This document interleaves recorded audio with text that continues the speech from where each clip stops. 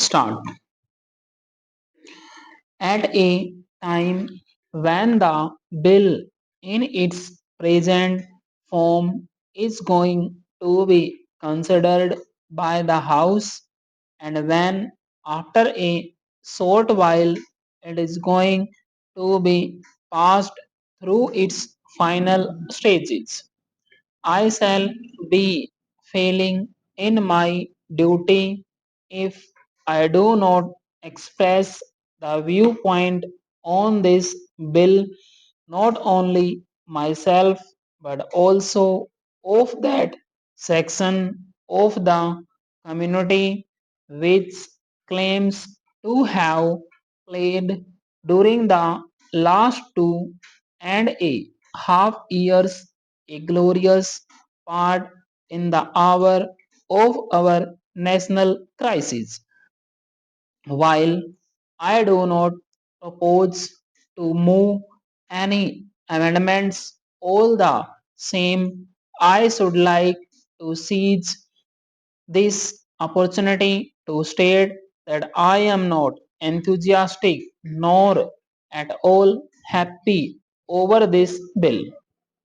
While I do not deny that there are some beneficial sections in this bill from the point of view of labor, but taken as a whole, this bill in the chain of the existing legislation will add to the hardships that the working class is subjected to in this country.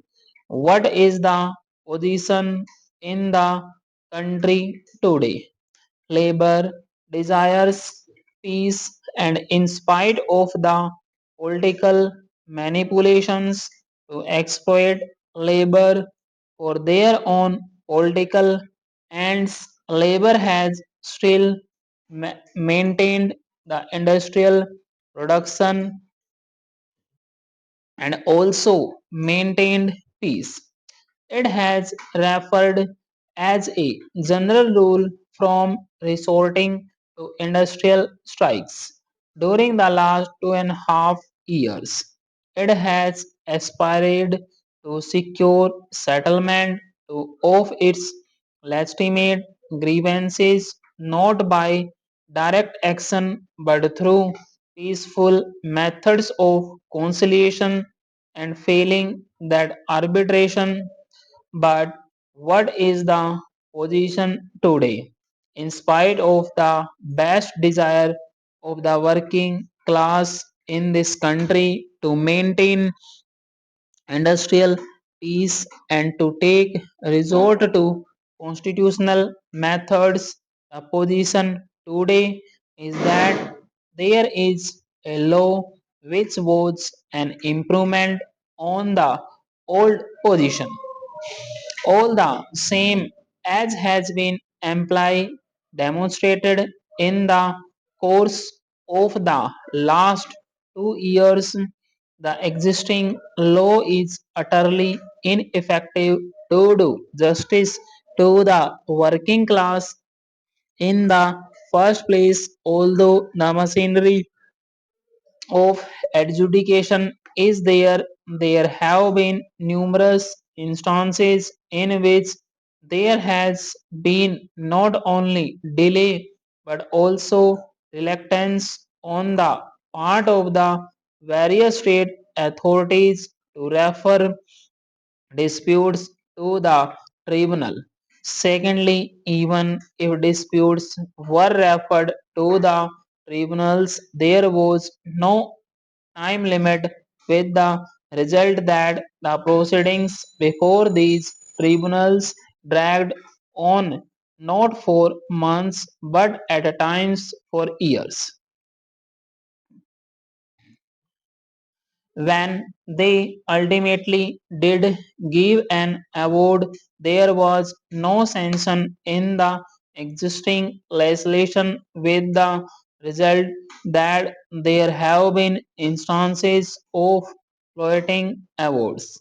If this new machinery is added to the existing legislation, it is bound to be utilized to delay justice which is already delayed. The other day, I spoke on the labor relations bill and I pointed out certain defects, but all the same, I supported the structural principles of the bill. I felt that it registered a substantial improvement on the present legislation. Now, the appellate tribunal forms a chapter of the labor relations bill, and the best policy would have been to consider these provisions in regard to appellate tribunals having in view the entire concept of labor management relationship as conceived in the labor relations bill. It will then be possible to judge in the first place whether appellate tribunals are necessary, and if so, to what extent it is desirable to give them powers, and to what extent to have their scope broadened or narrowed down. Now, taking a leaf out of the old thing and putting it on the statuette book is bound to create a most unfavorable psychological atmosphere in the country. It has been stated that as a matter of urgency, the appellate tribunal bill should be proceeded with, but I submit that even if it may be considered that it is an important matter to which I do not agree, all the same, there are equally important, if not more important, matters, and I fail to understand why equal anxiety is not being demonstrated in regard to those matters. For instance, there are persistent cases of floating of awards and challenge to the authority of law. Speaking on the labor relations bill, I surveyed the situation in other countries in order to refresh my memory.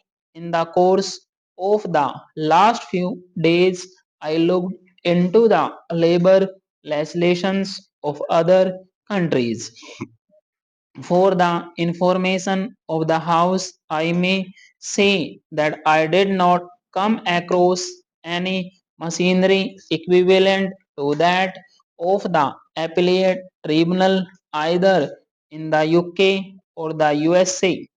It may be said that in those two countries there is no system of compulsory adjudication. When I turned my attention to those countries where the system of compulsory adjudication is prevalent, namely Australia and New Zealand, even there I did not come across any system of appellate tribunal.